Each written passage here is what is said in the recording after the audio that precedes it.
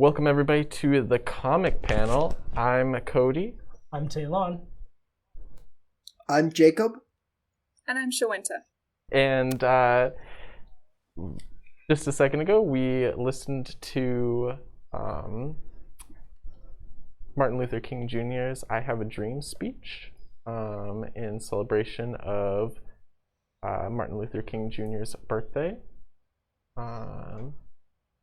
But today we are going to be talking about Darth Vader, Volume 1. Or I guess it's just called Vader.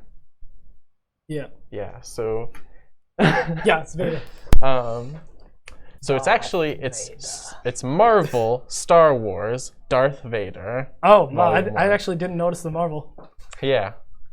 Because you gotta differentiate it from Dark Horse. Yeah, Darth Vader Volume 1, subtitle Vader, specifically. Because if you just put in Darth Vader Volume 1, you'll get the new Darth Vader 1 that came out in February last year, instead of the one that came out in I wrote it down, February 2015.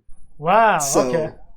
Man, they're getting real creative. Yeah, I guess I'm used to that with superhero comics where I'm like, okay, yeah, there's Amazing Spider-Man Volume 1, and then there's Amazing Spider-Man Volume 1 from this year, It just but with this, for some reason, it just seems so recent that Marvel got the comics rights back that we're just like, huh.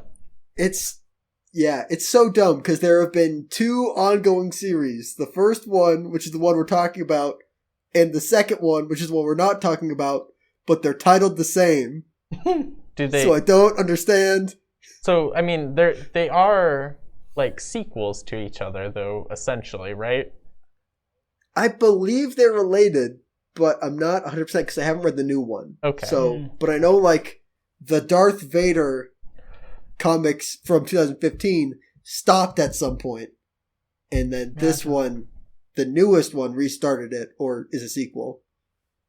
Also, I feel like I should give a little bit of quick history here that, I'm sure it's pretty much common knowledge at this point that, what was it, back in 2012? Disney bought Lucasfilm for... an exorbitant amount of money. Yeah. But not in... It was the highest amount of money at that time, but not anymore. I guess it's exorbitant to, you and I, but, between, multi-billion-dollar companies, it seems like they kind of got a steal for what, at the time was, 30 or 40, bordering on 50 years of, Star Wars history. Yeah. And, the IP, merchandising, etc. Mm-hmm. Yeah. And before that, Disney bought Star Wars... nope, that's the same thing I just said. Disney bought Marvel in 2009 for also a large chunk of cash. So it was inevitable that when they decided that they wanted to make Star Wars comics, that they would make Marvel Star Wars comics, which is where this comes in. And they decided to give Darth Vader, one of their, I would say he's one of the most popular Star Wars characters, his own series. Yeah, definitely, if not one of the most popular, definitely one of the most recognizable. Mm-hmm. Yeah. I mean, yeah, and also has the chops to lead a series too. I'm sure that Yoda, very recognizable, very popular, a little boring. Okay, yeah, I would agree, for sure. Yeah, unless it was young Yoda, which they kind of ended up doing in Mandalorian. Almost like a baby Yoda? Yes, that's what I was. All right, glad we got that in there. Got that Mandalorian plug. I feel like that was mandatory. You can move on. We've done our obligation. Okay. We talked about Mandalorian. All right, we can move on. So yeah, this also so this book takes place in between A New Hope and what is the other movie called? I actually think Empire Strikes Back, Empire I believe, Strikes is Back. what it takes place in between. Mm-hmm. 4 and 5. Yeah. So wait, we're saying so the scene where he's like, "Luke, I am your father," is number Hasn't 5? happened yet. That Yeah, was that's number episode 5. Oh, I thought those were the same movies. Gotcha. Yeah. No, there's Gotcha. there's a couple in between. There's a little bit that happens in between those. Gotcha.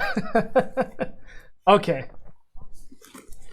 Yeah. The only interaction at the beginning of the book, that we see, and this happened in movie number 4, A New Hope, is like Darth Vader is like with Luke, Luke Skywalker, and basically he's like, I saw you kill Obi-Wan Kenobi, and that's like basically all we see. No. Yeah. Basically. So that's kind of setting up the characters, that's setting up the place in the greater Star Wars timeline, I guess. Yeah. Oh yeah, also I meant to say, so this is Darth Vader, Vader Volume 1. It's written by Kieron Gillen, art by Salvador LaRocca, color by Edgar Delgado, lettering by Joe Carmenga, and cover art by Adi Granov. So yeah, basically, kind of jumping in, we have so obviously we're following Darth Vader, who, for those that don't know, is previously known as Anakin Skywalker, the supposed savior of the galaxy and the light side, the good side, I don't know, whatever they want to call themselves, the Republic. The Jedi? The Jedi, yeah, also the Jedi. But then he went bad and killed a bunch of kids, and... Yeah, that movie hits me in the feels, number 3. Really? Yep. I mean, it's alright. I actually haven't seen it in a while, but lots of people don't like... Well, really, they don't like The Phantom Menace, but they all generally don't like the trilogy. But gotcha. It's becoming more and more popular, Because they got such a terrible one. Well, I would say that it's becoming more, or the prequel trilogy is becoming more popular because kids that grew up with it in the late 90s and early 2000s are becoming adults and affecting culture. Sure. But yeah, so basically we've got Vader, we've got Jabba the Hutt, Emperor Palpatine, Boba Fett, and a character that until this comic I had never seen, Black Krrsantan? Yeah. No, it's Black Krrsantan. Yeah, I mean, I guess. Yeah, it's some weird Wookiee name. Yeah. I don't know. Oh, that's the Wookiee. Yeah. Oh, okay. Uh-huh. Yeah, I don't know, Chewbacca, I guess, just lucked out on the, With a pronounceable name. Yeah. It was really rough seeing Dark C-3PO and Dark R2-D2. I was like, oh no. Yeah, that seemed kind of silly to me. You just gotta have a dark version of everybody. Okay, but they were great characters, though. They were. I really liked them. I love the line that Dark C-3PO gave. He was like, oh man, I've had better masters, No, More that didn't polite, stop me yeah. from drinking their blood and killing them, but a little. Being polite is free. Yeah. I think I like the one before that where he does the whole thing I know so many languages. What's the word again? Oh yeah, I'm a distraction. Yeah, it's a great use of kind of the way that CP3O or what are they called? Protocol droids. Mm-hmm. It's a great way of how protocol droids can be used to such an effective character. Mm-hmm. I mean, yeah, you have Vader who's so serious and if you fail me, I'm gonna kill you constantly. Stop talking. Super dry. So of course you gotta have the robots being snarky. Yeah. True. And then the what is it? The foxy. That's not the word. I don't know. Yeah, Foxy. like you're talking about the archaeologist. I don't think Foxy is Moxie. the right word. Moxie. That's what I was thinking of. Oh, that she has Moxie? Yes. I guess. Yes. the Moxie chick. Okay. Wait, no, hold on. Tail on. Like, I want you to define, like, what do you mean when you say Moxie? Because I feel like that's just something people say and, like, don't actually know what it means. What do you think it means when you say it? I think it means, like, like someone who's smart and witty, but, like, in girl form. Okay. So you wouldn't use Moxie for Han Solo, would you? No. Han Solo does not have Moxie. All right. I'm not saying that I agree with the label. I'm just saying that's how it was used. I do feel like she was like Han Solo style kind of character, but they were like, oh god, it's a girl. We gotta add in some of that little more extra there. Yeah. Also, I'll give the official definition. Oh, I was going to give the official definition for Moxie from Oxford American Dictionary. Force of character, determination, or nerve. Okay, I guess that kind of makes sense. In my mind, like, people use, she's got Moxie and she's got, like, old-timey, like, she's got spunk, interchangeably. But, like, nobody ever talks about, like, what does that actually mean? Yeah. It's kind of like assumed. Yeah, it's like, I know what you're talking about, but like, I don't know what you actually mean. Yeah, it's basically saying that if you, you are purposefully going against social norms, to convey your personal character. Your choices are exactly what you want them to be, not what other people tell you. I guess we should throw a name on this character. Yeah. That's Dr. Afra is who we're talking about. Yes. Yeah, also is kind of like a catch-all AI android specialist, but also an archaeologist.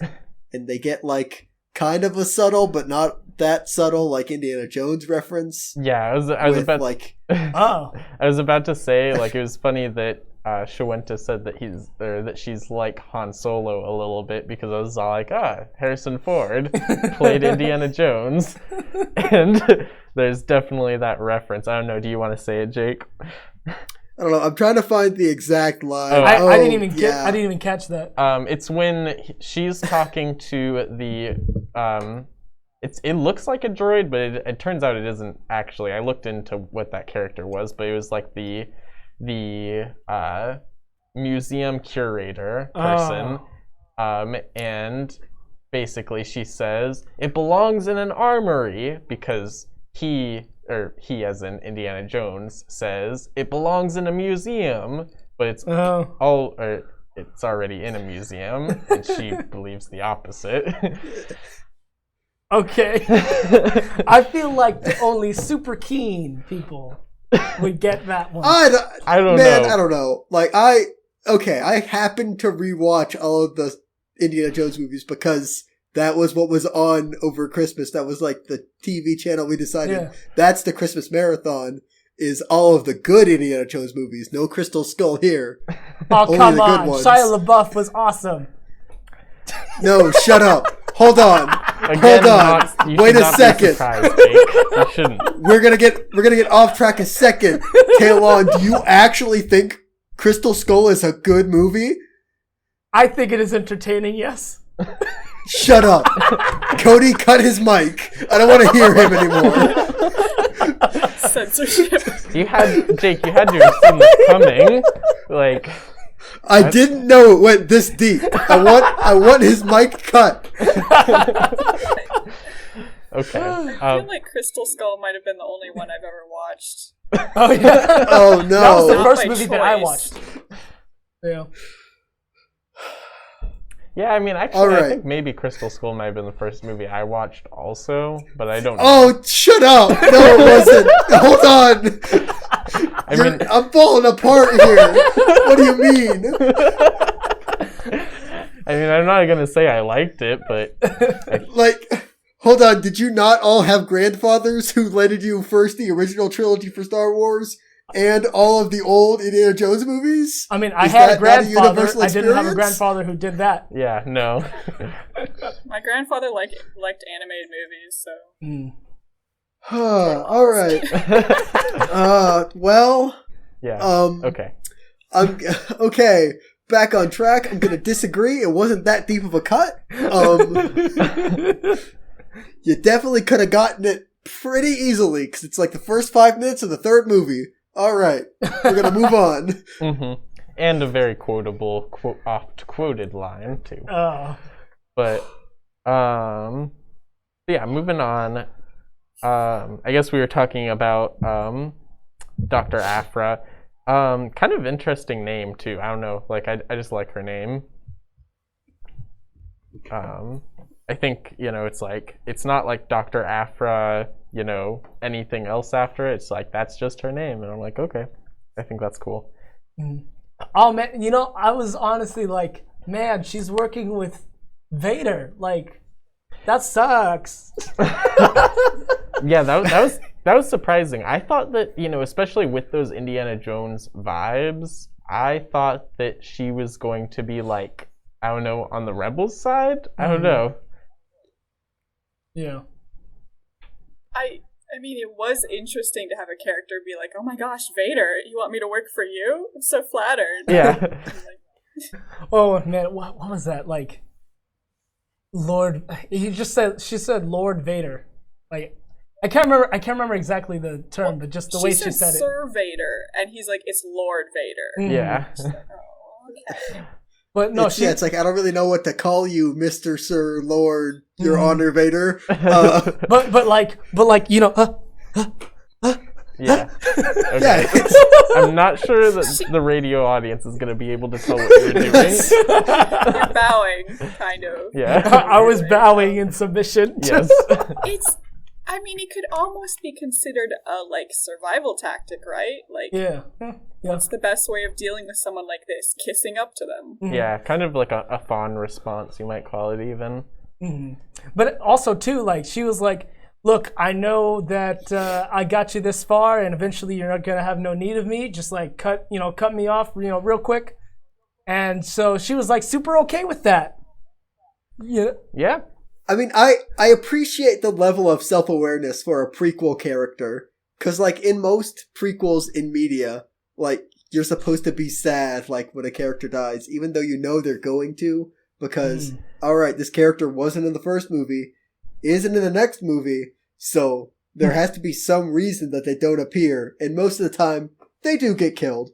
So, like, I appreciate the self-awareness of, like, yeah, I'm not that important in your story, so I know I'm on the way out already, even though I just got introduced. That's what the line was. It was like, I am glad that my blood will be like written in some part in this story. In the margins. In the margins of an epic story like this. I was like, okay, that's a little too far. Yeah, I guess I didn't read it as like that self-aware, but I do see where you're coming from, where it was like, oh, I didn't really see it as like, she's glad that her blood will be like part of the greater Star Wars narrative. I just like, I don't know, for the Empire, Yeah, I guess that's the other part of it is like, I appreciate the difference between like, if you just watch the movies, it's a very like rebel focused narrative, and it's also very focused on like a specific group of characters. But like, that's kind of the place of comics and books, or novels, to like kind of further expand. And this is like, I think, a really unique case of like, this person is like technically helping the bad guys, but is also like super into it, like ready to go, like, yeah, I'm down for the Empire. Whatever I can do to help, just sign my name. I'm already there. Yeah. Also, like, I just wanted to say too, like, so the story was like, it wasn't like, I don't know how I want to describe this exactly. Basically, I felt like it was like really good, but I also felt like it would be better if you had more than just like a casual understanding of some people that appeared in the last movie. There was lots of references and names, and I was like, I just when I watched the movie, I was just all like, yes, the somebody on the Death Star that does Death Star things and is in charge of stormtroopers. Not a stormtrooper. They wear those very militaristic looking gray clothes. I'm not gonna remember who this is. And it seems like more and more they like even in the later movies they've expanded those people's roles, and I'm like, gotcha. I didn't realize I was supposed to be paying attention to that. What movie do you mean? A New Hope, I guess, because Gotcha. that is the earliest. Well, not the earliest movie if you count the prequels, which there are references to the prequels. First made, earliest. You could say earliest movies. I'll give you that. Yeah, the earliest in our timeline. Yeah. Okay. So yeah, I hate to hard stop the episode with like a continuity. Like this is the time when the comic panel has to take a stance. But I think we're all in agreement that the proper way to watch Star Wars is in release order. Am I wrong? No, it's just that you brought this up. Like, what? Yeah, okay. I don't want to bring it up. But you started talking about, what do you mean, the oldest? Do you mean, like, oldest in the prequel timeline? Like, the earliest in the universe? Or do you mean, like, the earliest it was released in? It's like, no. When we say earliest, when we, the comic panel, say earliest, we mean the first released. Okay. Yeah. I will agree with that. Who went to abstains or vote? Okay, Shawenta, for the purposes of the audience, how many Star Wars movies have you seen? I don't know. So that's 0. All right. That requires me to like remember the ones I've seen. Just so we have everybody's biases out there. So I feel like I understood most of the comic book and like I was able to, but also that's because of like prequel memes are very helpful. Yeah. I mean, I do think like in Star Wars, like you were saying, it's very focused on this group of characters and this direct plot line. Like this is happening and it's going to go pretty straightforward there. And I do like the fact that in comics, you know, can kind of explore other venues. What else is going on in the universe? Like, even though there's still Vader, but like, yeah, Vader is doing something probably all the time. Like, yeah. So getting to see some of that, you know, other stuff, other planets, like these things that have happened, I thought was really nice. But going back to the doctor's reaction, where she's like, I know you're probably going to kill me at some point. I don't know if that was so much of her being like, yeah, kill me, and more of like, I can't really stop this, so I might as well justify it to myself. Yeah, I agree with that. I took it to mean like, I believe in this cause so much that I am okay with you killing me. That's what I took it to mean. I mean, is she going to say no to what she's been asked to do? Yeah. Yeah. She's kind of very aware of her situation, I would say. Yeah. Yeah. So I think that's where the self-awareness comes in.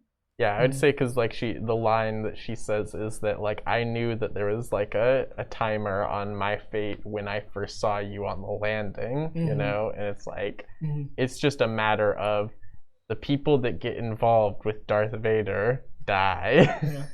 Except for Luke. Luke. If she cared enough about this cause, wouldn't she be like seeking out Vader or something? Like has stuff that she wants to do, obviously, and so I think, like, you know, she's the type of person, character that would like commit themselves to something, like whatever it is. And in this case, it's not something of her choice, so she still is willing to play the part, I guess. Yeah, and you know, I think actually now that I think about it, I think that ties into the other conversation that we had about her, in that, like, you know, she's willing to, like, you know, go the extra mile for the Empire. But I think that, like, you know, in a way that's just, like, I mean, she's not acting, but she's, like, kind of, you know, and we talked about it, like, kissing up to Vader a little bit, because I thought that, so Vader, like, you know, talks to her and says that, basically, he saw her work earlier and was impressed with it, and I'm pretty sure that was the droids that like had the force bubbles and all the weaponry and stuff at the Rebel base.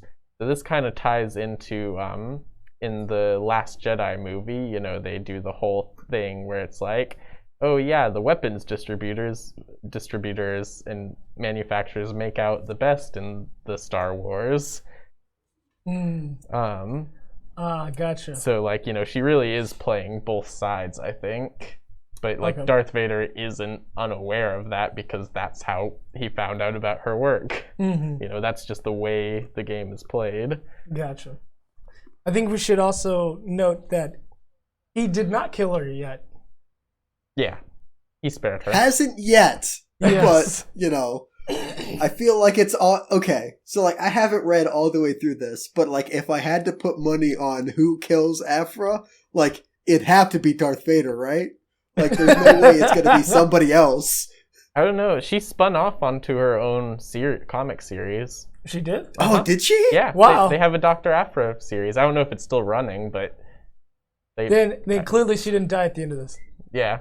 That's I mean, it could have been a It's a prequel. I guess. I don't know. I don't know. I mean, like, I mean, of all of the like media that is out there, Star Wars is probably the least afraid of doing prequel things. So that's a good point. I mean, but also in Mandalorian they brought in how do you say her name? The Clone Wars character. That's Ahsoka Tano, yeah, that one. Bo-Katan.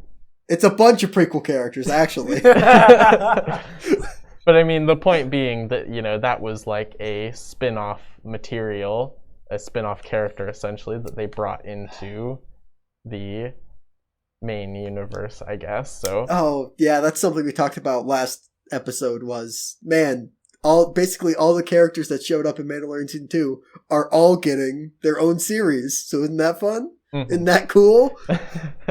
Yeah. Hey, I That's mean, so- I mean, like spoilers, but like Boba Fett, Ahsoka Tano, Whoa, Bo-Katan, I didn't know Boba like, Fett was they're all in there. getting La, their la, la, own la. sequel. They're all getting their own series past that, and then also Mandalorian Season 3, which will take place after all of those shows.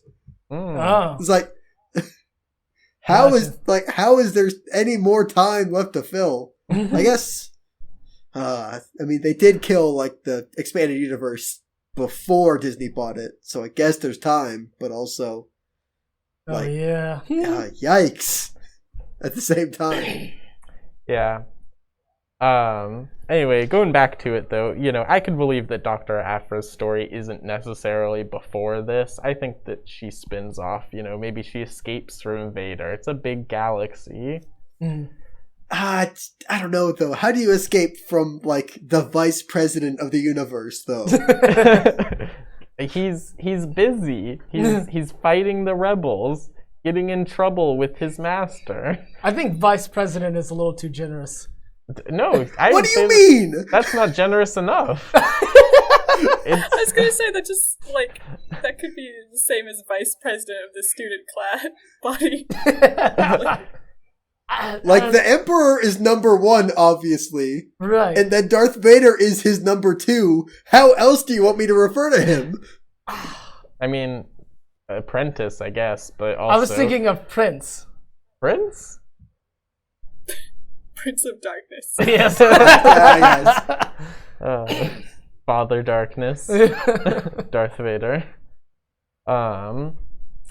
Anyway, yeah, no, that actually brings up a point that I wanted to make. Surprisingly, was that basically, like, I was surprised throughout the book how little respect he really gets in the Empire. Yeah. Like, that was like crazy. Like, I realized that he just had a major mess up.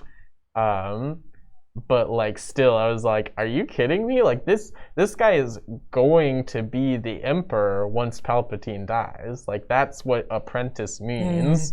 Like and like everybody's just all like, well, your plan's stupid and my plan's better. And also Palpatine, which I mean, the one person who doesn't need to give him respect is Palpatine, but he's all like, yeah, I'm gonna replace you, and just like Okay, so I guess bringing this up, like there was a new team of replacements that was proposed to Palpatine.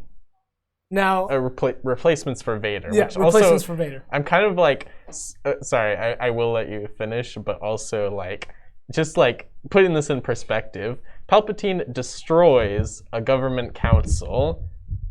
He installs himself as a dictator. It's an apprentice so that he can have a future dictator. Says, maybe I should have a group of people be the leaders after I'm gone? No, like a council? He was he specifically said he only needed one of them. Oh, okay. I think it's a foregone conclusion that like only one of them will make it. Right. Okay. But now, can you imagine if like one of them killed Vader? Like, I just feel like he would not be okay with that. Palpatine? Well, I mean, like, then that means they're the one. Mm-hmm. Like, yeah. I don't know. I don't know. Yeah, he's a big survival of the fittest guy.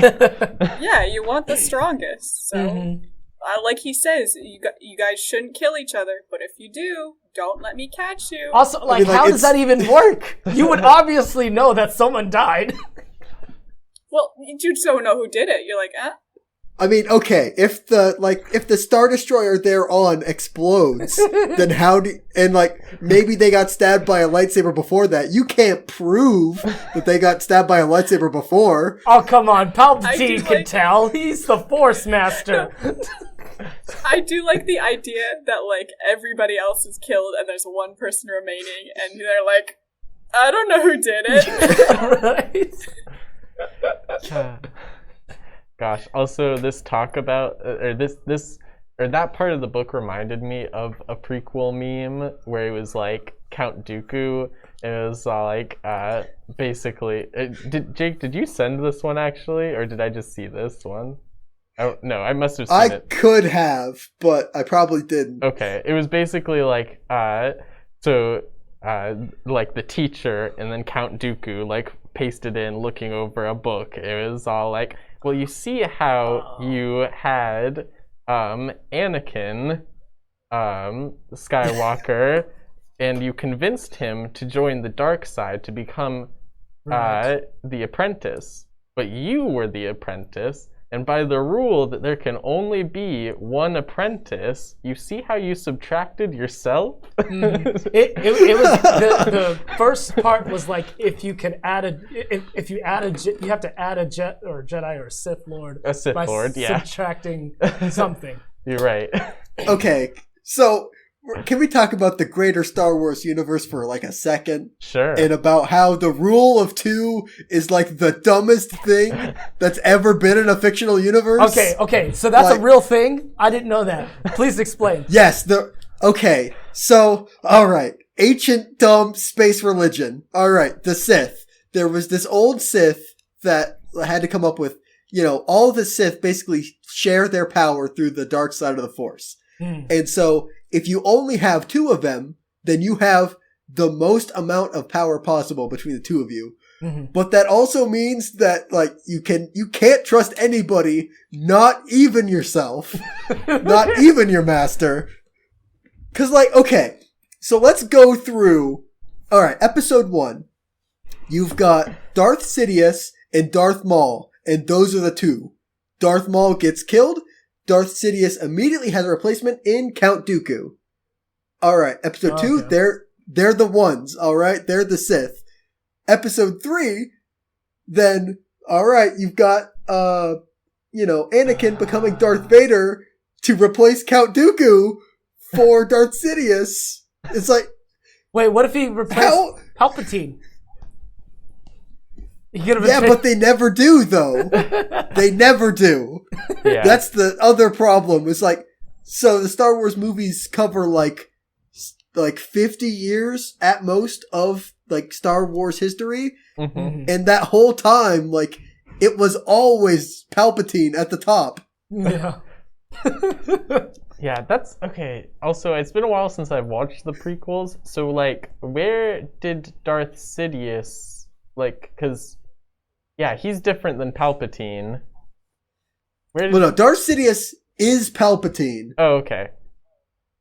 But, like, I guess it's just like the not like super Darth-sided out version. Okay. He didn't get like in electrocuted episode 3, he gets the lightning in his face and gets all the wrinkles. Right. And then like he's the Emperor. Okay. But before that, he's just a senator, but also a Sith Lord. Okay. Man, Star Wars is dumb. Star Wars is like really dumb. Like blow past that, like you're able to be an elected official, but also be like I don't want to like bag on Catholics, but also like you can be the Pope of like evil Sith Catholicism. When like every day you're just meeting like, you know, the Protestant Council who's currently in charge of the government. Like, how does that work? Yeah, okay. Yeah, I see your point. Okay. Definitely. So yeah, I didn't know about the rule of 2, really. Mm-mm. That's, yeah, silly. Yeah, it gets even dumber when like it wasn't even Darth Sidious. It was all of the Sith Force ghosts from like 1,000 dead Sith from 1,000 years ago who are now inhabiting your body. And that's Darth Sidious. Uh-huh. Huh. Wait, What? Is that expanded universe stuff? Yes, it's expanded universe stuff, but it's also technically canon because how else does Darth Sidious survive getting tossed down the like exhaust port of the Death Star? How does that work? I see. It has to be Dark Sith Ghost. So, like... Where did the rule of 2 come up, though? Like that was 1,000 years before the prequels happen, with like the bunch of other like dumb Sith. No, did it like come up in one of the movies? No, it was a meme. No, it was like a comic or a book somewhere. Yeah, So like you're not expected to know, but also that's the reason there are only 2 Sith and like a council full of Jedi. Mm-hmm. Gotcha. I thought you were asking about like how it got brought up in the conversation. Yeah. I was like, no, she's trying to find like what movie it was in. But Gotcha. yeah. No, not in any movie. It's just if you care too much. Yeah. Like I don't want to stay on expanded universe content too much, but I did want to say like, so, or well, first like, isn't like the Sith were like born from like an ancient like alien race of like evil Jedi users? They were like basically the Red Lanterns. Essentially. Yeah, kind of. Like, yeah, they were Force users who was like, wow, this makes us the Force makes us really powerful. We should, be using this for the pursuit of power all the time. And whoever's the biggest should rule us. Whoever's like midichlorian number is biggest or can do the coolest stuff with the Force, they should be the ruler. But then like, I guess somebody figured out that like, it's like the Green Lantern. And like the emotional spectrum is like you share that power with however many users there are at the time. So if there are a bunch of Sith, the average Sith will be weaker. So you should have fewer Sith. And the way that the most Sith have the most power is if there are only 2.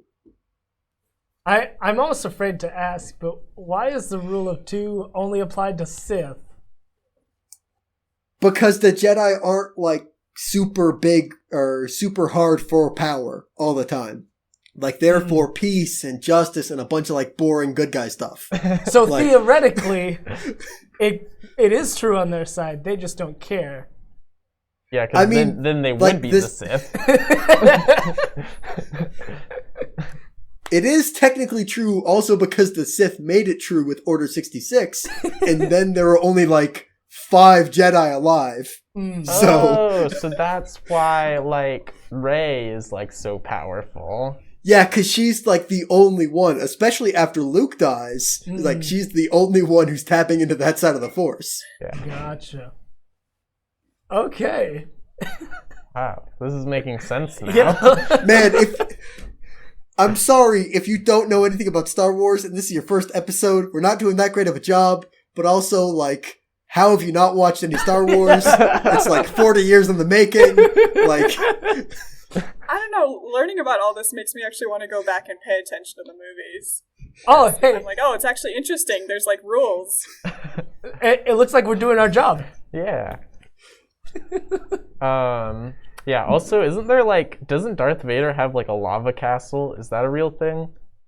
No, that's where he lost his legs. So, yeah, so he lost his legs and his like second robot arm on Mustafar, but then built his like castle away from the Emperor on Mustafar because something about the dark side, more It's personal free real pain. estate. Like, yeah, it reminds you of the pain you went through, so that makes you have more dark side power. Ah, I see. And does Every time he goes there, he gets really angry. yeah. Yeah, because then you gotta remember, like, oh, that's also where I choked out my not wife, who was the mother of my children, who I don't know existed. Okay, was that a lie? She like died afterwards. Yeah, but okay. So she died because she lost the will to live because Anakin choked her out. She lost the will to live. Yeah, that's the medical robot has to go to Obi-Wan Kenobi and say, "We can't save her. She's lost the will to live." Okay. Yeah, I'm surprised that hasn't canonically been actually, that doctor was also on the dark side. It was a robot, though. How is a robot on the dark side? Okay, I didn't know it was a robot, but yeah, I don't know. Reprogramming, actually, that seems like the easiest. Just like, I guess, we kinda. saw in this comic book. Yeah. We got Yeah, I mean, robots. I don't know if they're dark side though. They're just murderers. Okay, they're not dark side, but they're just loyal to normal the evil. Empire, whatever. They're not special magic evil. Oh, yeah, that's yeah. I mean, that is a part that is interesting to me. Like when I was like watching and kind of knew some stuff about the expanded universe, is how like everybody who's not explicitly a Force user looks at the Jedi and the Sith and are like, man, what a bunch of dumb, like, kooks who don't know what they're talking about with this, like, dumb space magic stuff. We're just gonna make a bunch more, like, Star Destroyers and see what the Force does about that. You know? Yeah. Man, relating it to, like, modern Christianity, like, it does seem a little bit like, like, basically, like, just a bunch of, like, people, like, I have the power of God on my side. It's just like... It's like, yeah, like Han Solo in, like, episode 4 is like, yeah, I don't know about all that stuff. I just trust in Lady Luck. And it's like, I guess that's enough. Or it's like there's that, I don't want to say boardroom scene in episode 4 where, like, he's up in front of, like, all of those, like, Empire generals who are like, okay, weirdo Darth Vader, we've got the Death Star. What's the Force gonna do about blowing up a planet? Like, yeah. Also, finally going back to the comic book, I think that, like, I don't remember his name because, like I said earlier in the program, I don't remember Empire generals' names unless they're Darth Vader and Palpatine. But the guy was all like, yeah, you really should have listened to that other guy, because if we just have like a bunch of Star Destroyers, like then, if one of them gets destroyed, we still have a lot of Star Destroyers, but if your Death Star gets destroyed, then we don't have a Death Star. And he was like, no, you don't understand, there's going to be fail-safes. And I'm like, Darth Vader, you might be a little short-sighted there. I don't know, like, he's kind of right. Yeah, so like Moff Tarkin was the guy who was like, yeah, we got to get these Death Stars out there. Once we were able to destroy a planet, it's basically, you know what, Empire is for real. It's never going to go down. And then, episode 4 happens and the Death Star gets destroyed. And then it turns out like it's retcon where it's like, everybody else in the Empire kind of thought the Death Star was like a dumb idea. It's like, we should just make like 1,000 Star Destroyers, and then what are they gonna do? It's so funny to think about, like, you're just working at the Empire and, like, you hear about this big, like, thing they're creating and you're like, well, just gotta go back to paperwork anyway. Oh my goodness. Dumb project. Is the Death Star the wall? Oh. Except for not as powerful, obviously. Like like. Wait, the Death Star is not as powerful? Well, no. The wall is as powerful. But yeah, the wall. Well, the wall is just a dumb decision. Which I mean, like the Death Star also a dumb decision, but like a powerful dumb decision. Space Force. I mean, yeah. That's what it is. I would agree, except then what is like the Wall 2? Because then, like, 5 years after they didn't do the Death Star, they just do Death Star 2. Yeah. Yeah. What? I mean, okay, I'm not saying that's a direct metaphor because obviously that movie was created before Donald Trump. Actually, that's probably not true, but you know what I mean. Yeah, I mean, he's old, so... Yeah. But I was just like, yeah, the idea of, some very high government, official being all like, yes, this is what we're going to do. This is how we protect our empire. It's actually a pretty apt metaphor because, for the price tag of the wall, there were like DOD people going like, you could make like 2 or 3 more like nuclear air carriers, but like we're just gonna go for the wall. All right, I guess. Yeah. Oh man. Okay. Yep. I thought I could bring in like our modern government, but it feels a little bit too real to be comparing it to essentially cartoon villains. Hey, you know what? Fair enough. I mean, it's making me think of, what is it? I think of the 1920s or something around then, when this one guy was like, oh, you know what we should do? Because we're having trouble supplying meat here in the U.S. We should use hippos.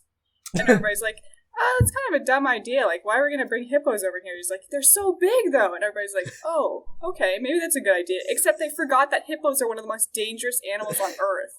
Whoops. Hey, do you not see So there's Jumanji 2? Back then. Oh my.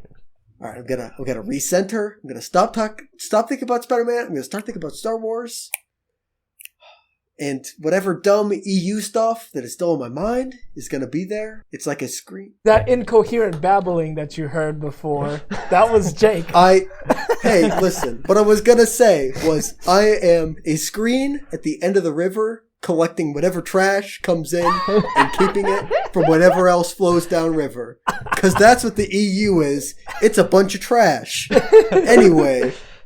Yes. So, for those of us who are just joining us, we were talking in the previous hour about the Marvel Comics Darth Vader Volume 1, subtitled Vader, written by I always forget. Kieron? It's Kieron. Kieron. Just Okay. like think Scottish thoughts. It's Kieron. Gotcha. I don't have any. Yeah, maybe that's just me. Think the Scottish thoughts. Yeah. I mean, when I see it on paper or written out, I can read it. But when I try to conjure it in my mind, I'm like, carry on.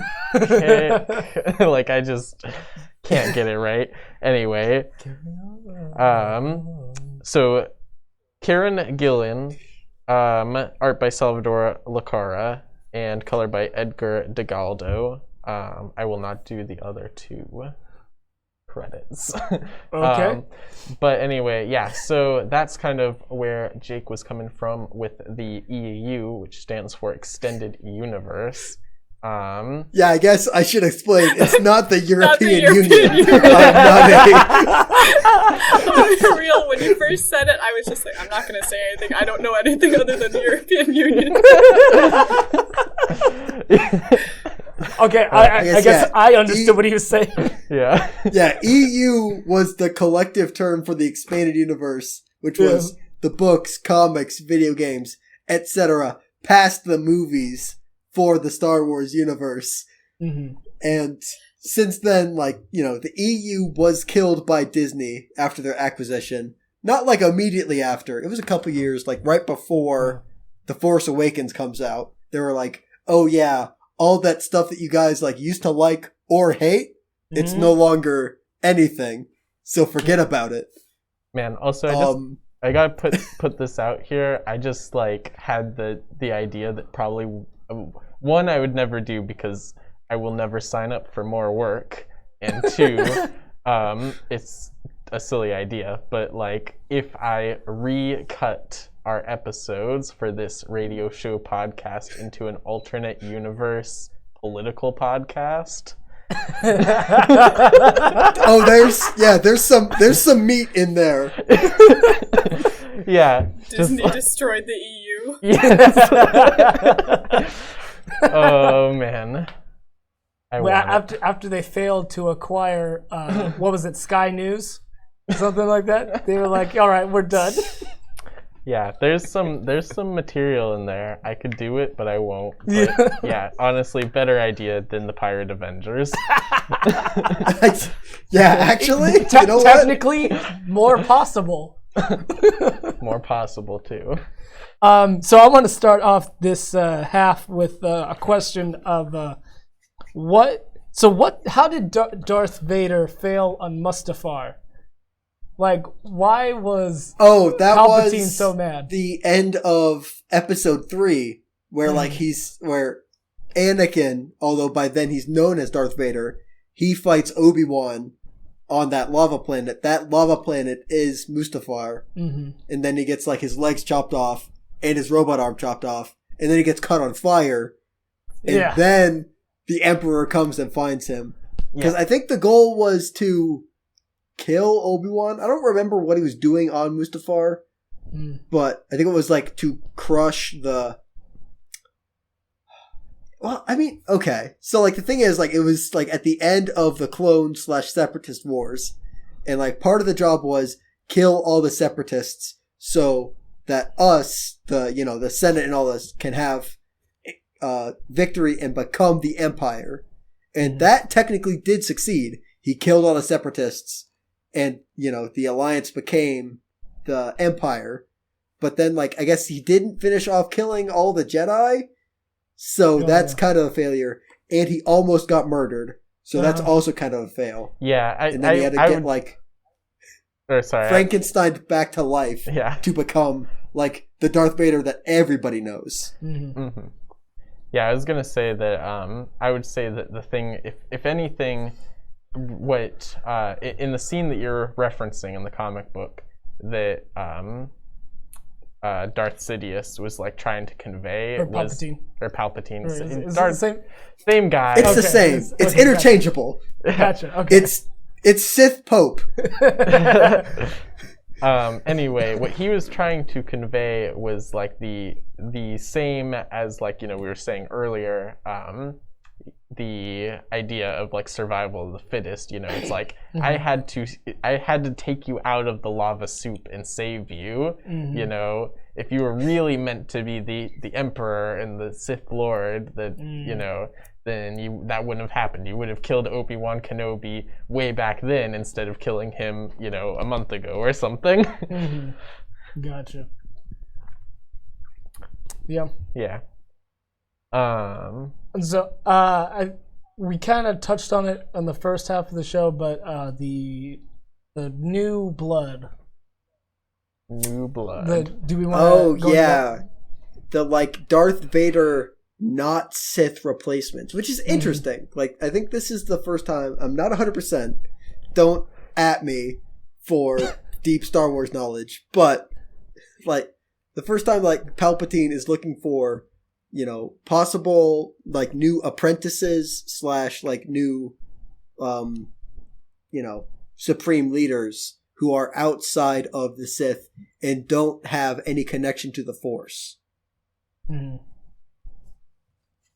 Yeah, that was interesting. I mean, it really does show kind of like, that like it really dives into basically like this is a reach for more political power over, I mean, it's not like, other than, I guess, killing Darth Vader, it's not like Palpatine can get more force power, but like, yeah, so he really doesn't have, he has no reason, honestly, to really want to continue Jedi, Sith, any of it. It's like, if it ends with him, that's like totally fine, because whatever, at least he had the most power for his life.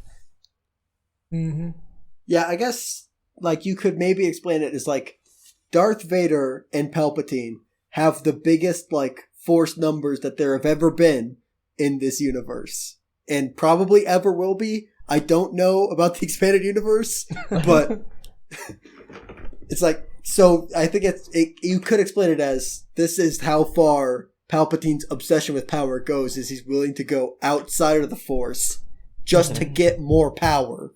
Oh, no, he explains it as, I'm open-minded. I guess. But at the same time, like, if we're going with the space Catholicism analogy, like, you're not going to let somebody who doesn't believe in space Catholicism become the new pope. Like, well, I mean, that's what he's willing to do here. Darth Vader literally calls it blasphemous at points, right? Yeah. That's a good point. Yeah, and I guess, that kind of makes sense, now, I don't think it really, like, set in when I was reading the book, but thinking about, like, the prequels, like, the whole way that Anakin got warped, to the dark side was, like, it is more powerful, it is the way that the Force is meant to be used, which, like, also, good job, guys, calling it the Force, like, when you think about it, it doesn't sound too good. Like, I don't blame Anakin for being like, that kind of makes sense. Like, oh man, like they're not gonna call it the light. Well, yeah, I mean, it would be like, I guess it would be like the I don't know. The Shining. No, I mean, in the universe, it's just like one of the like other forces. So like gravity, electrical force. It's just another force. Okay, that doesn't make any sense. Then why would they call it? What do you mean it doesn't make any sense? Why would they call it? It's just the Force? a force. They call it the Force. Yeah, they really should call it like, I mean, come up with a name they for need it. to rebrand it, right? Yeah. Telekinetic force. The spirit. Yeah, but it's not Static just force. TK, whatever. Static force is actually a physics term. Anyway, where was I going with that? Basically, thinking about like Anakin and how he was like warped to the dark side. It's like basically, that is the way that the Force is supposed to be used, and obviously somebody who wields the Force and has the most powerful Force will be able to bring balance to the universe. Like, I mean, I think in some way he still believes in the prophecy that was in the prequel movies. He is meant to bring balance to the universe. It was kind of like, I mean, that because that's what he was told, that he was going to be that guy to do it. Right. Yeah, and it was going to be by using the Force to do so. So it's like, not only is it all like, oh yeah, well, you're not even part of the plans anymore, but also the Force isn't even part of the plans anymore. We'll create some universe cohesion our own way. Like, so yeah, I can definitely see where he's like caught off guard. I mean, it's like people still use it almost like to mock him, right? Because like, what is it? The general or is it Palpatine? Who they're like, you survived the Death Star thing. Guess you are the chosen one. Like throwing it in his face. Man, I missed that. I'm surprised I did though. Yeah, that's oof. Also, the new recruits, these people who've been being trained. Didn't he say it took like 20 years he's been training them? Yeah, at least like 2 of them have been like in play since technically like Phantom Menace times. And then So it's like it's always been the plan to get somebody there. Mhm. So wasn't also the Death Star being constructed like for 20 years or something? Definitely like I think it was like the end credit sequence of episode 3 was like they're starting to build the Death Star, but then there's like 18 years for Luke to like age up for episode 4 to then like destroy the Death Star. Wait, okay, so it's like, well, I was gonna say that means that like they saw like the Death Star plan starting to get enacted, and they're like, we gotta replace him. So the comic opens up with, the Star Wars, like, flying words. Yeah, the opening crawl. Yeah. Mm-hmm. And it says for 19 years after the vanquishing of the Jedi and his painful rebirth on the volcanic Mustafar. Mm-hmm. So does that keep in track with what he was saying? For like 20 years? Yeah, so that would be the end of episode 3. And then 19 years passed between that and episode 4. Yeah. Mhm. So between like the sequels ending and the, I don't know what you'd call the original trilogy start, there's about 20 years difference. Right, yeah. And so, like, basically, I'm going to say that, like, so, in this book, there's, like, the Silo character. Is that how we want to say his name? It starts with Silo 4 and then Silo 5. Oh, that guy. Okay, yeah. So, It's not Kylo.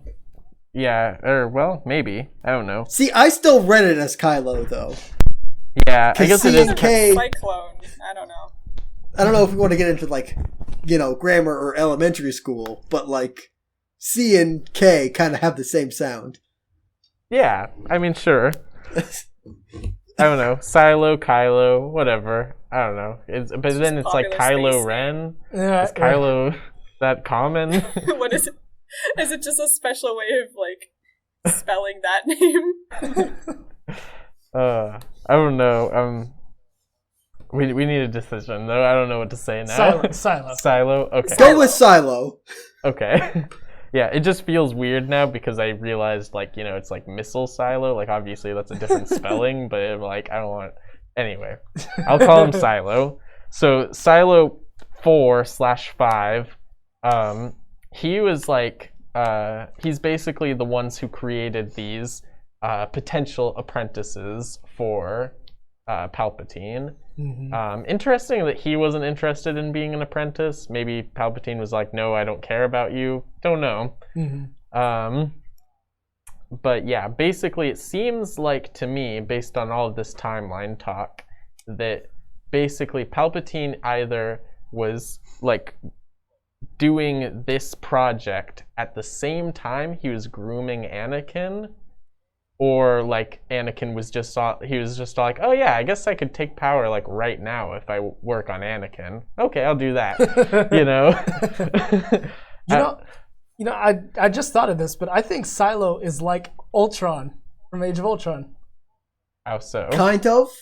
Because he created It's like a constantly new batch of bodies all the time. He's in new bodies. That's why the Silo 4 and Silo 5 distinction. Mm-hmm. And also, he created a new generation of, I guess you could say Sith, but... Bad guys. Yeah, new generation of bad guys, yeah. I guess. I don't know. I mean, but then do these bad guys become heroes? That's not important. You're reading too much. I mean, into it. okay, I would definitely say, like, it's Ultron from the comics, because you've got, like, Ultron 5, 7, 9. This is the good Ultron. This is the bad Ultron. Whatever. Oh, okay. Right. Now you're just making me think of Kingdom Hearts. Yeah, it's like a sci-fi thing. There's also, Yeah. like, if you've ever watched Altered Carbon, it's like, oh, yeah, there are just, like, replacement bodies that I just have. Don't worry about it. I really like that trope in sci-fi. Mm-hmm. It's just a new me. Can't get rid of me.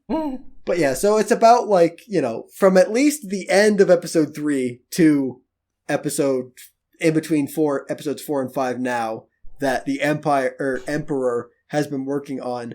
But what if I could replace Darth Vader? which Yeah. I guess Which never also- let it be said that like the Emperor isn't like a super busy guy. He's always working on something. Yeah. Also, like, so I didn't even think about how deep this goes, but like literally every like good character from like, you know, the original trilogy of Star Wars, I think gets a replacement in this story, like an evil version. Dr. Aphra is Han Solo. The twins that are these apprentice people are Luke and Leia, the same age. And oh my god, you're right. They are the same age. Yeah. See, I was Yeah, like, oh they yeah, would be. twins. I was like, how Yeah, often are they'd be space exactly twins the going on? same.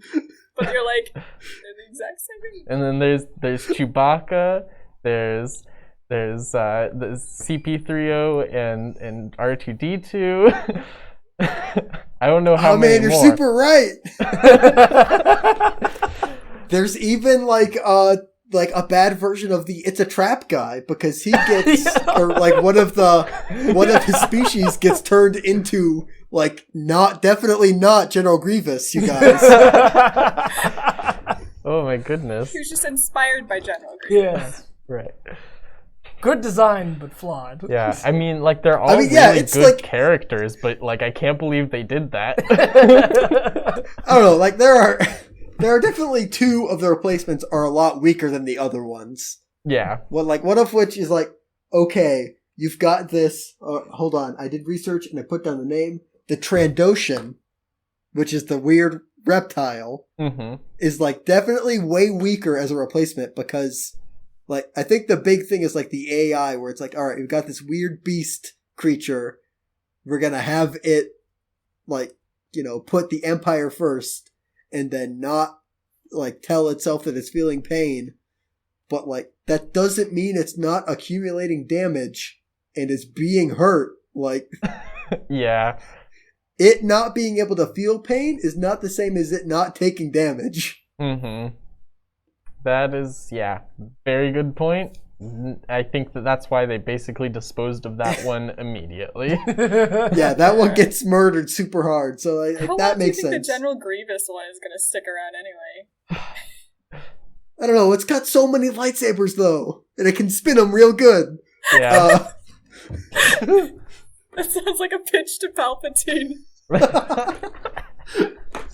It's just got so many lightsabers. Yeah. Also, like, yeah, what's even, like, if everybody's all like, yeah, we should just, like, really stop with, like, the Force and all that stuff, why even give them lightsabers? Mm-hmm. Like, are you really telling me that you're, like, your super, like, militarized apprentice, you know, person that you want to be take the Empire, like, you know, you're just gonna be all like, yeah, but they have to use swords as their main weapon. They can't use guns. Guns, no. I mean, swords, yes. I was gonna mention the other like weak replacement seems to be Toulon Voidgazer, who just uses a bunch of like the robots to do its bidding, Oh. Mm-hmm. and like that doesn't do like any damage to Vader when they fight. But I guess like if you were just a bunch of like normal guys, it would probably like do a lot of damage. Mm-hmm. Yeah, But I mean, one- like lightsabers have a lot of pluses in this universe. Mm-hmm. Where That's it's like, true. just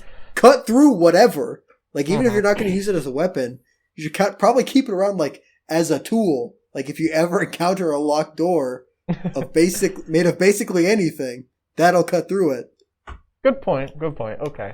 Yeah, I guess I can see that. It just seemed like I kind mean, of. also, I was going to say, Vader, like, gets shot at plenty of times. He just, like, lightsabers it away. Mm-hmm. True. Okay. Yeah.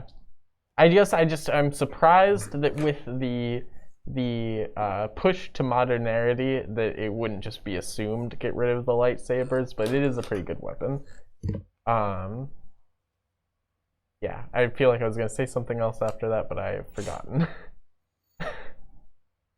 I don't know. If you want to get into the EU again, there is a weakness to lightsabers where if you use what the Star Wars universe calls slug throwers, which are conventional firearms, it's like if you use the lightsaber to deflect it, it will just make it molten metal, and then instead of the bullet, you just have a bunch of molten metal flying towards you. Ah.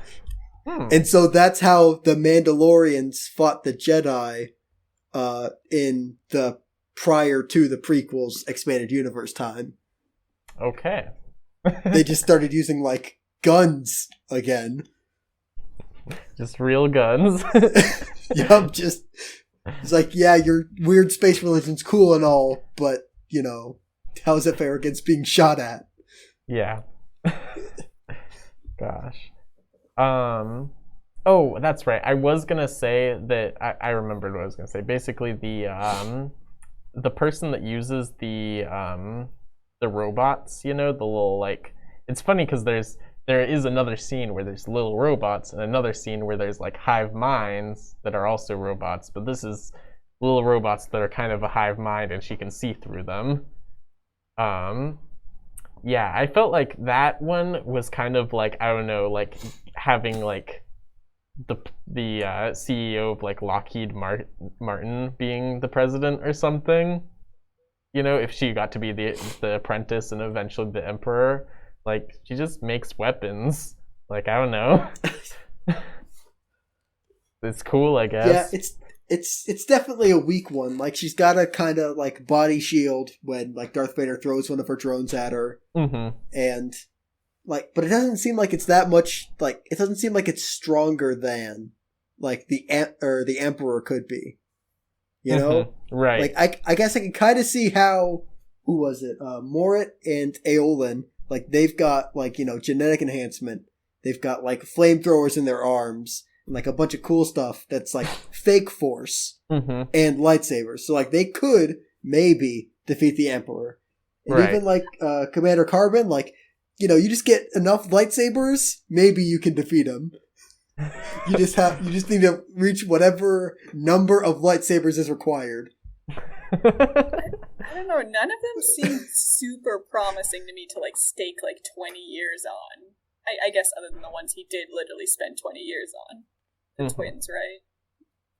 Well, yeah, I mean, they are definitely the strongest showing, I would say. It's like those two that you spent 20 years on, they're probably the strongest. Yeah. And there are two of them, so that's pretty good. I mean, as Palpatine but says, one I of have them an is extra. a backup. Well, Yeah. Palpatine's like, yeah, extra. That's great. In case I lose one. yeah. Like the card keys. But no, the General Grievous one, they like, what is it? He's been incapacitated for like 18 years, and then finally 2 years ago it was like, maybe I should do something with him, I guess. It's like, yeah, he was basically bedridden for 20 years, and then I just thought, what if we put a bunch of robot arms on him? What if we gave him a bunch of lightsabers? I just imagined if it, like, instead of what they did, just like lightsaber, like stick man, you know, like literally his arms and legs are just lightsabers. I thought you were going to say like they gave him a robot body, but they just duct tape lightsabers to him. At that point, he'd be just falling through the floor. Well, there's got to be, oh yeah, the Mandalorian armor, right, Jake? That stuff too. Oh yeah, there are some things that lightsabers can't cut through. Yeah, Beskar, Durasteel sometimes. Okay, why didn't they Other find things. this out before and then just make their whole entire base like that? It's really rare though. Unless the hero needs to find it, in which case it's not as rare. Yeah. Mandalorians just keep sounding cooler and cooler. They're just like, rare metal. I'm gonna stick it to me. Mandalorians are the coolest. Don't get me wrong. They are the coolest in the Star Then Wars they universe. see these like space wizards with like awesome swords, and they're like, "Well, I have a gun." That's what I mean. Mandalorians are the coolest. But it's, yeah, if we want to talk about the Mandalorian for a second, like, Beskar's a really big deal. And so, like, the Mandalorian gets paid in Beskar for, like, the biggest job of his life in Season 1. And then in Season 2, when he needs to find more Beskar, there's just this person on this random planet who has a spear of pure Beskar. That he just, like, happens to come across in his journeys. So it's like, wow, that's pretty neat. Like, it took, like, the entire treasury of an Empire, like, holdout last time I needed Beskar. But this time it's just like, some random planet in like the Outer Rim that just has a whole spear of 100% pure Beskar. So that's pretty neat. Yeah, I mean, I don't know. Like, I guess I don't know what to say to that. it's well, no, I'm not. It's not. I don't know what to say to that. It's that it sounds like, you know, reasonably believable, I guess. To me, you know, I don't know. Maybe it's because like if it was like the world, you know, like just one world, it would be like, oh, that's weird. But like it's a whole galaxy. I guess yeah, it's a couple planets away, but like it also seems like the Mandalorians are the only one who recognize the importance of Beskar. Yeah. They're like, oh, we need to make armor out of this. And it's like nobody else recognizes that like this is lightsaber proof and blaster proof and like super cool to make weapons and armor out of. Well, like you said, it's super hold rare. on, wait a second. You said it's super rare. Well, yeah, but like, why are they the only ones? Like, why isn't the Empire like making some special like Darth Vader armor or something? That's what I asked. Also, like, that's another thing too. Is like, I guess maybe it's just like just watch the show, so maybe I shouldn't get spoilers. But like, it seems weird that like he got a bunch in payment in season 1. And then he's like, I need more. And I'm like, what could you possibly need more for if it was a bunch? Like, another suit of armor? To be fair, he doesn't need more, but it is very convenient that he gets more. Okay. I guess. Yeah. Ugh. So it's serendipitous. Gotcha. Ask Jon Favreau why he needed more. Because he really could have done without, but also, like, since he had more, the last couple episodes went a lot smoother. Okay. Gotcha. Sure. But yeah, go watch The Mandalorian. Mandalorian's actually really good. Too bad it'll probably be bad, you know, in like a year from now. You think? With season 3?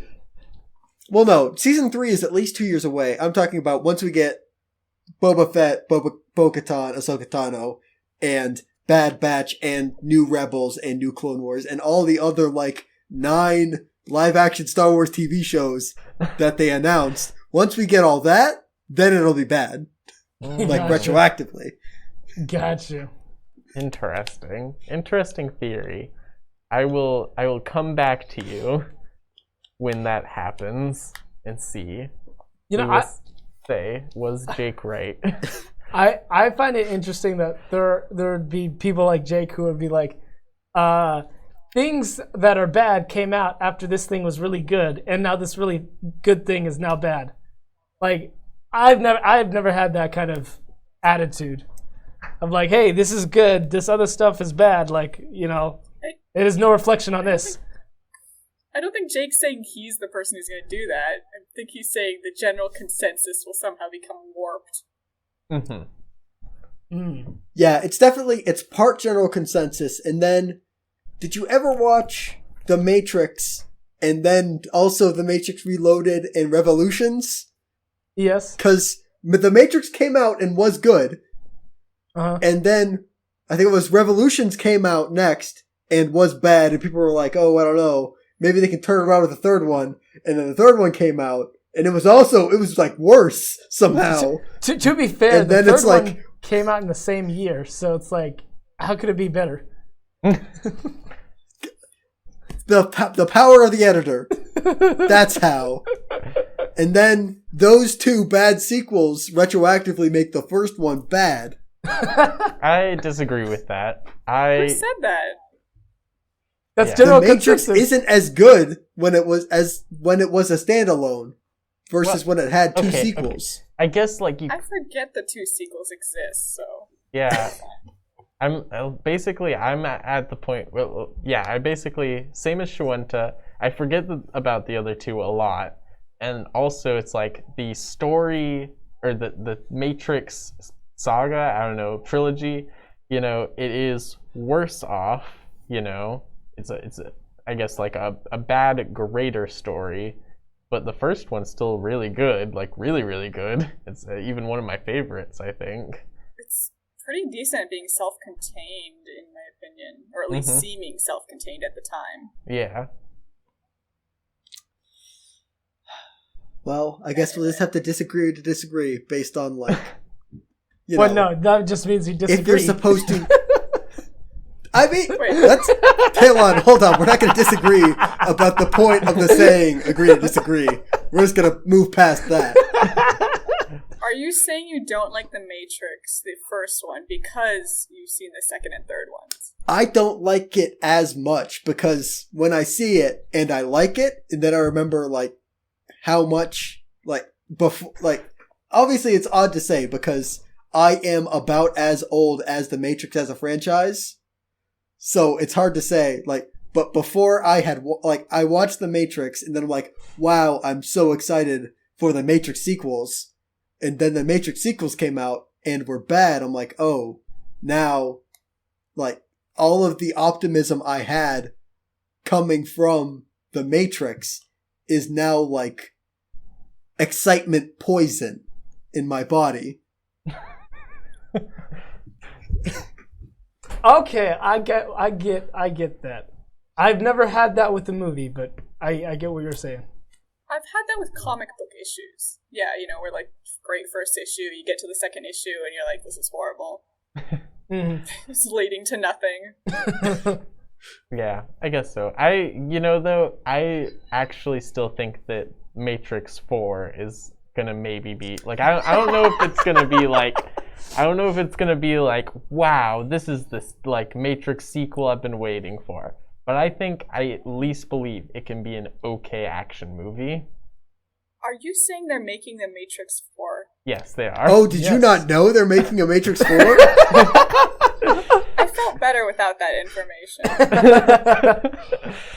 I don't know. Yeah, and that is part of where the excitement poison comes in. It's like, I want to be excited for a new Matrix movie, but also Matrix Reloaded and Revolutions. And all of the movies the Wachowski sisters made after The Matrix were bad. No, so, like, how am I gonna be excited? You haven't watched Speed Racer, Jake. Speed Racer is bad. How many times do we have to go through this? You don't know that. You are Sam I Am. You must try the green eggs and ham. All right, you know what I'm gonna do live on air right now is buy the Speed Racer movie to watch it, to say that Speed Racer is bad. Wait, why would you? Can you just, like, rent it, you know? Maybe, but that doesn't make the same impact. Oh, okay. Okay, Jake. I should say I like the Animatrix, so. Oh, yeah. Animatrix is pretty good, but I don't think the Wachowskis actually made that. Well, they directed it, didn't they? All right, Cody, look it up while I'm buying Speed Racer. Talon, carry the show for a couple minutes. Wait, what is the... I don't know. So the Animatrix... Written and produced by them. 4 of the shorts were also written by them. Oh. So, some of them. Yeah. Okay. Anyway, Star Wars. Oh, yeah. We were talking about Star Wars. So, what did you guys think of the art? Awesome. I liked it. 10 out of 10. I hated it. Very cinematic. Really? Loved it. That's the thing. So I noticed they were trying to go for cinematic quality, and, like, that can be okay, but also that usually means it feels pretty stiff at times, and I think some of the action scenes were super not great. Yeah. I can give you that. Darth Vader pushing his, like, lightsaber this way, and I'm just forced to stare at him going like this in what's supposed to be like an action-packed sequence. Yeah. Yes. And I especially didn't like, there was, like, a pretty action-y sequence towards the beginning, I think. And it was, like, basically, they didn't use any sound. There was no sound. Oh, yeah? I was all like, what, are you in the vacuum of space? Like, I can't see anything that I should hear. Maybe that's why it felt so empty at times. Yeah. And also, like, the, like, action lines, I was like, it looked like a mistake sometimes. I was like, what are these little red lines they're doing? These little hatches. I didn't even notice that. I feel like there was no sound. Yeah, I was all like, what the heck? This feels just so wrong. Like, I didn't notice it, but yeah, something felt wrong in those. Yeah, so like- I'm glad you figured it out. like at least, like if you're not gonna have like people going like, you know, have the lightsaber sound. Like the lightsaber sound is so iconic. Oh no. Yeah, exactly. Like honestly, like I mean, if this was like a more experimental like art thing, you know, I could even see like, you know, making the lightsaber out of the sound effect. Oh.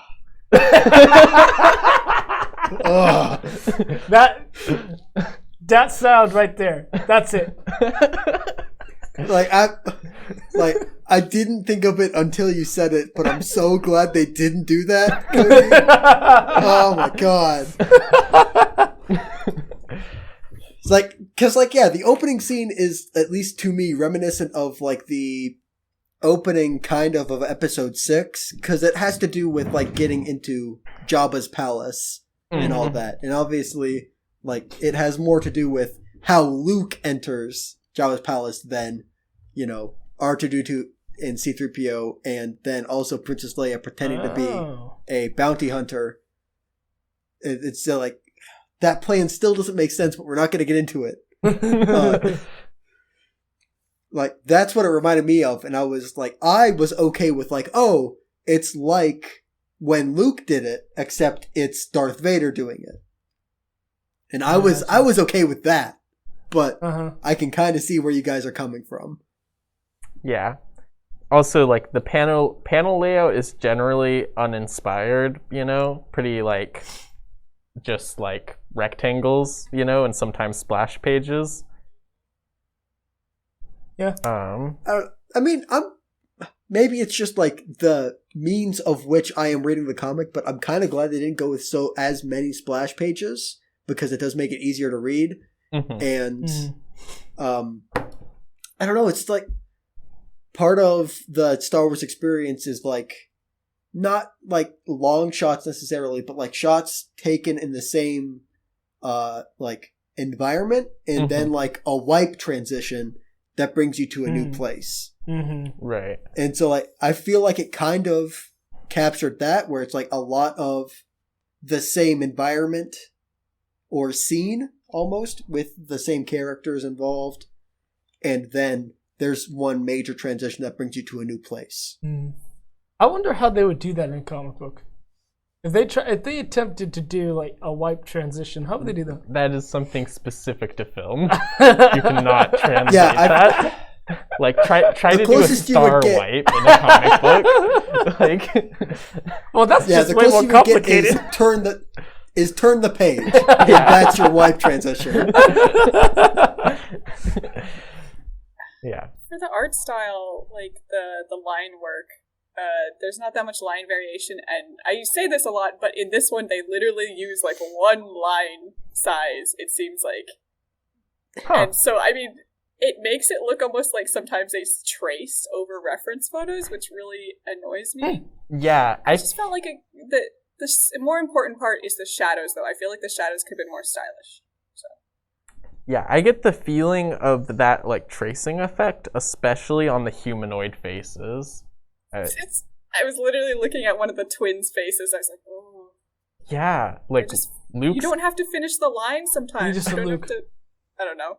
Yeah, Luke Skywalker, the generals, just like I'm like, ooh, you guys. Like, don't look good. All the aliens basically look good. The worst looking alien is the one with the human face that has the weird like head tentacle thingies in Jabba's palace or whatever. Oh, that guy. Yeah. With the Yeah, I mean he's also kind of the worst looking one in the movies too, but you know. Yeah. Art wise, human faces, not great. I mean, surprisingly, sometimes actually, like the what's his name? The traitor guy. He's basically the guy that's supposed to look at Darth Vader on starts with an A or something. no, it's on he's like some AI. lieutenant, yeah. Yeah. Silo? Yeah, Lieutenant. No. This guy. Like Lieutenant Unai or something. Unai. Yeah. He's overseeing, Right. reporting back to the Yeah. Emperor. He looks alright, I guess. You know? He's not too, like, photo reference looking, but maybe that's because he's a brand new character who doesn't have a photo reference, actually. Well, the Doctor. The Doctor had some scenes where she looked nice and other scenes where I was like, why are they... I mean, also, in general, I feel like they handled her like a female character. Like, sometimes she made faces where I was like, why is she in the scene? Yeah. It's weird. Like, her repairing the droid and just, like, leaning close to it was such a weird scene to me. Oh, yeah, that is weird. She looks like, just like she's whispering, like, sweet nothings into 000. Like... I mean, I guess, yeah, it's kind of weird, but also, like, you know, that's something that has been in place in, I think, at least one part of every trilogy where it's like Anakin is making C-3PO in the first ones, and then in the latest ones, it's that one, like, really small alien who's working on C-3PO in episode 9. But at the same time, like, I can kind of see where it's coming from. And also, don't watch episode 9 if you haven't. I haven't. I just think, I mean, as soon as they have, what is it? The first shot of her is a butt shot, and they drew it horribly. I hate it. Like, if you're gonna do that, do it nicely at least. Mm-hmm. And then I think within, like, I mean, of course, I noticed for some reason. You see her cleavage within like a few panels. Whatever though. Yeah. As soon as they do it to Han Solo too, it's equality. Wait, I what? mean, okay. Does Han Solo I guess, have cleavage? like, do you want it to be done to old man Harrison Ford now? Okay, I see what you mean, the V-neck, but... Yeah, I guess the V-neck. Yeah. No, I'm mostly joking. Like, if you're gonna do it, at least do it nicely. It just goes back to the art style again, where I'm like, that's drawn so... not great. Yeah. I guess that's fair. Stylish. Yeah. Well, anyway, I think that wraps up the show, actually. We are out of time. Today we talked about Marvel Comics Darth Vader, Volume 1 Vader. So yeah, it was, I had to look at the name again. That's honestly the truth. For as much as it repeats itself, it's actually really generic. Wait, Kieron, right? Kieron Gillen, yeah, that's the name that I had to look for. Written by Kieron Gillen. Kieron Gillen, thank you. Yeah. I wrote it down so I wouldn't have trouble. I still have trouble. Art by Salvador Lucaro, color by Edgar Delgado, lettering by Joe Carmanga, and cover art by Adi Granov. Until next time, this has been the Comic Panel. I'm Cody. I'm Tavon. I'm Jacob. And I'm Shawenta. And we'll see you next time at Monday at 5 o'clock on KSUA 91.5.